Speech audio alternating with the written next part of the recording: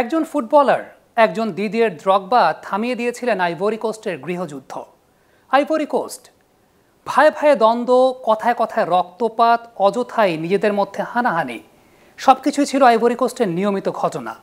জাতিসংঘের আহ্বান, বিশ্বের প্রভাবশালী নেতাদের অনুরোধ, কোনো কিছুকেই তারা তোয়াক্কা করেননি। তবে বিচ্ছিন্ন জ্যামিতিতে থাকা একদল মানুষকে এক সূত্রে নিয়ে এসেছিলেন একজন ফুটবলার, যার নাম দিদিয়ের দ্রগবা।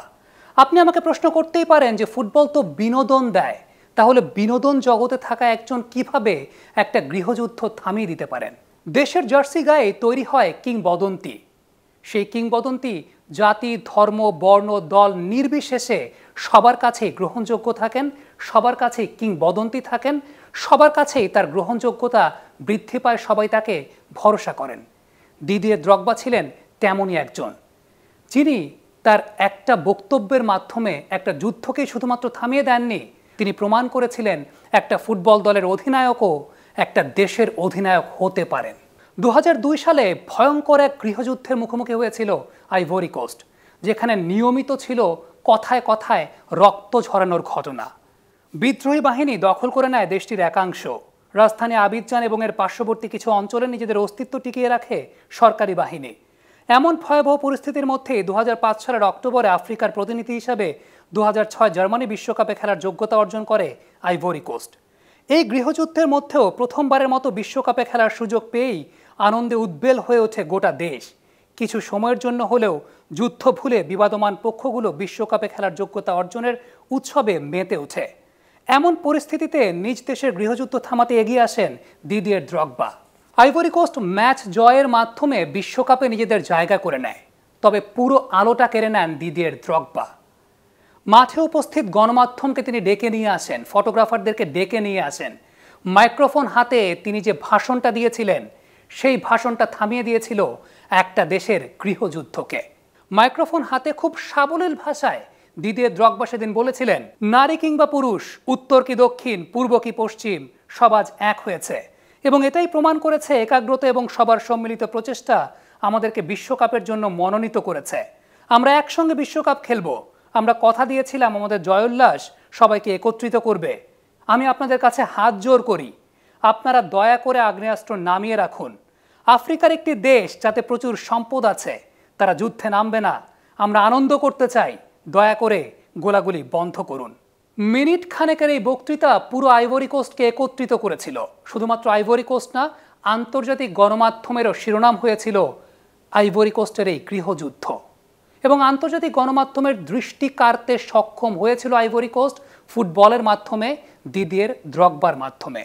এবং দ্রগবার এই ভাষণের ফলশ্রুতিতে কোনো প্রকার বিগ্রহ ছাড়া, কোনো প্রকার বাধা ছাড়া সরকার এবং বিদ্রোহীরা আলোচনার টেবিলে বসতে বাধ্য হয়েছিল। কেন জানেন? গোটা দেশের মানুষ দিদিয়ের দ্রগবাকে সম্মান করত, তাকে কিংবদন্তি হিসেবে মেনে নিয়েছিল। তবে যুদ্ধটা এখানেই থেমে যায়নি। বছর না জড়াতেই আবার সংঘর্ষে লিপ্ত হয়েছিল দুই পক্ষ। সরকার পক্ষ এবং সেই সঙ্গে রেবেলরা রক্তারক্তিতে নিয়োজিত ছিল। ঠিক এই অবস্থাতে আবারও শান্তির দূত হিসাবে আবির্ভূত হয়েছিলেন দিদিয়ের দ্রগবা। তিনি চমৎকার একটা প্রস্তাবনা দিয়েছিলেন, যে প্রস্তাবনা মেনে নিয়েছিলেন দুই পক্ষই। এবার আরও একটা ফুটবল ম্যাচের অনুরোধ করলেন দিদিয়ের দ্রগবা। কাজটা বেশ কঠিন ছিল, কারণ সেই ফুটবল ম্যাচটা আইভরি কোস্টের রাজধানী আবিদজানে নয়। সেই ফুটবল ম্যাচটা করার অনুরোধ তিনি জানিয়েছিলেন বিদ্রোহীদের শহর বাউকেতে। কঠিন সিদ্ধান্ত, তবুও দ্রগবার প্রতি সম্মান রেখে প্রেসিডেন্ট গাব্বো এটাকে সমর্থন জানিয়েছিলেন।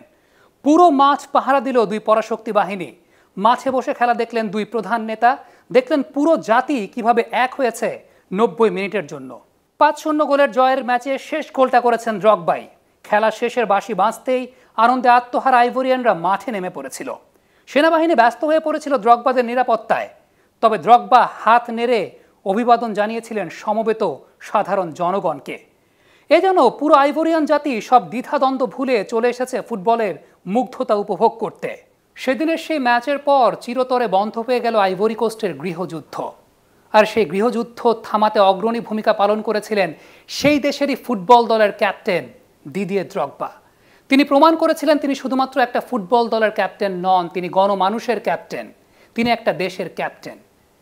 দেশের জার্সি পরে যখন কোনো ক্রিকেট কিংবা ফুটবল দল কিংবা যে কোনো দলই প্রতিনিধিত্ব করতে নামে, তখন সেই দলটা কোনো বোর্ড কিংবা কোনো ফেডারেশনের দল নয়, সেই দলটা গণমানুষের দল। এই কারণেই সেই দলের প্রত্যেকটা সদস্যকে গণমানুষ মনে ধারণ করে, বুকে ধারণ করে, তাদেরকে বিশ্বাস করে। এ কারণেই তাদের খেলা দেখার আগের রাতে সারা রাত জেগে টিকিট কাউন্টারের লাইনে তারা দাঁড়িয়ে থাকেন, তার দলের খেলা দেখবেন, তার দেশের খেলা দেখবেন। চকলেট থেকে শুরু করে গায়ে মাখার সাবান, মোবাইল ফোন পর্যন্ত তাদের কোম্পানির বিপণনের কাজে ক্রীড়াবিদদেরকেই ব্যবহার করেন, কারণ তাদের কথা দেশের মানুষ বিশ্বাস করেন। তাদের যে কোনো আহ্বান প্রজন্ম থেকে প্রজন্মান্তরে আমলে নিতে বাধ্য হন, কারণ তাদেরকে সম্মান করেন, তাদেরকে কিংবদন্তি রূপে শ্রদ্ধা করেন।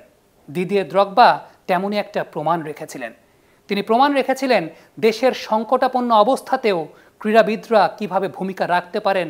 যুগ থেকে যুগান্তরে তিনি একটা দৃষ্টান্ত, একটা উদাহরণ স্থাপন করে দিয়ে গেছেন।